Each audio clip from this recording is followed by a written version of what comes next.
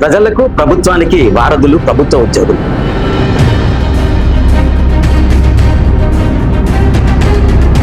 సాధించుకున్న తెలంగాణలో ప్రభుత్వ ఉద్యోగుల ఆకాంక్షలు నెరవేరాయా?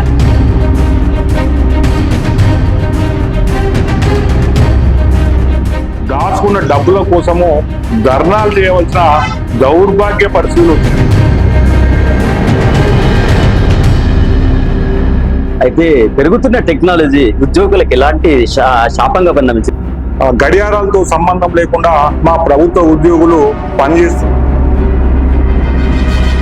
కొంతమంది అధికారులే ఈ కరప్షన్ అవినీతికి పాల్పడుతూ చిరు ఉద్యోగులను కూడా బలి చేస్తున్న పరిస్థితులు అయితే ఉన్నాయి. మీరు అన్నది వాస్తవమే. ఇవాళ ఒక జూనియర్ అసిస్టెంట్ కావచ్చు, ఒక సీనియర్ అసిస్టెంట్ కావచ్చు.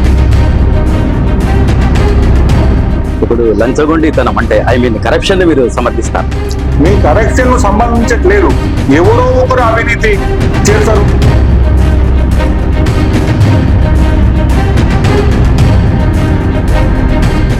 ఇప్పుడు మరి జీతాలు కరెక్ట్ గా పడుతున్నాయా, లేకపోతే మళ్ళీ 2 నెలలు?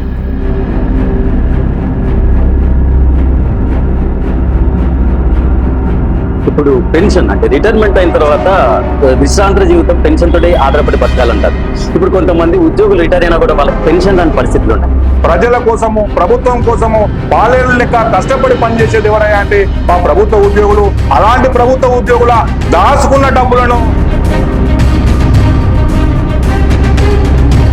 పొలిటికల్ అంటే రాజకీయ నాయకులు దాడిని చేయమనే ప్రోత్సహిస్తున్న పరిస్థితి. దీన్ని మీరు ఎలా తీసుకుంటారు? అసలు మీరు అన్నది వాస్తవమే.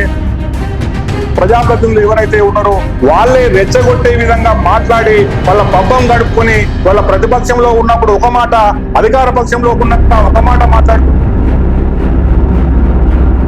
ఇప్పుడు 100 రూపాయలు బడ్జెట్ కేటాయిస్తే దాంట్లో 40 రూపాయలు కూడా 40 రూపాయలను ప్రభుత్వ ఉద్యోగులకు ఇస్తామని కూడా ఒక మాట చెప్తున్నారు. నిజంగా మీకు 40% ఇస్తున్నారా?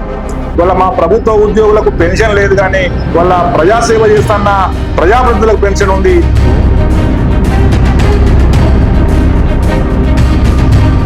ఇప్పుడు ఎన్ని డిఎల్ పెండింగ్ లో ఉన్నాయన్న? పిఆర్సీ వస్తుంది అసలు మీకు?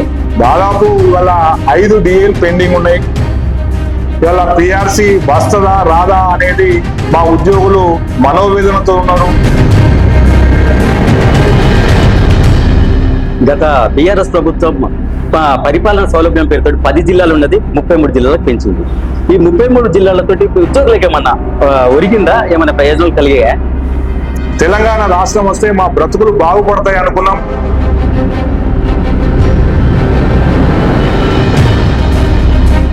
ఈ జిల్లాల విభజన వలన మాకు పని గంటలు పెరిగినాయి, బస్ కిరాయిలు పెరిగినాయి.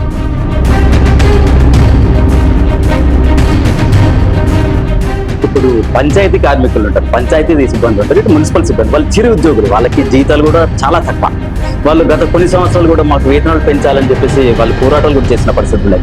వాళ్ళు పొద్దున మీరు చూస్తుంటారు, బస్సు ఏదైనా హైదరాబాద్ పోయి వచ్చినప్పుడు 12 గంటలకు మీరు బస్సు దిగి వచ్చినప్పుడు వాళ్ళు రోడ్లు ఊడ్చుకుంటూ కనబడతా అంటారు.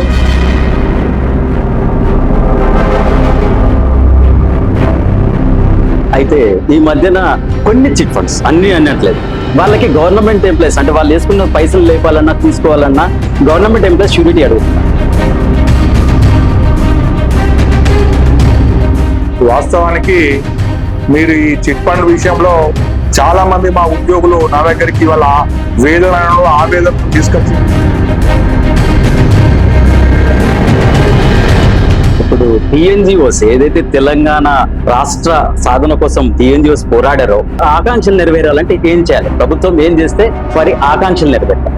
తెలంగాణ ఏదైతే ఉందో, తెలంగాణ రాష్ట్రం వస్తే ఏ విధంగా ఉద్యోగుల బ్రతుకులు బాగుపడతాయని మేము ఊహించామో గతానికి భిన్నంగా ఇవాళ జరుగుతున్న మాట వాస్తవం.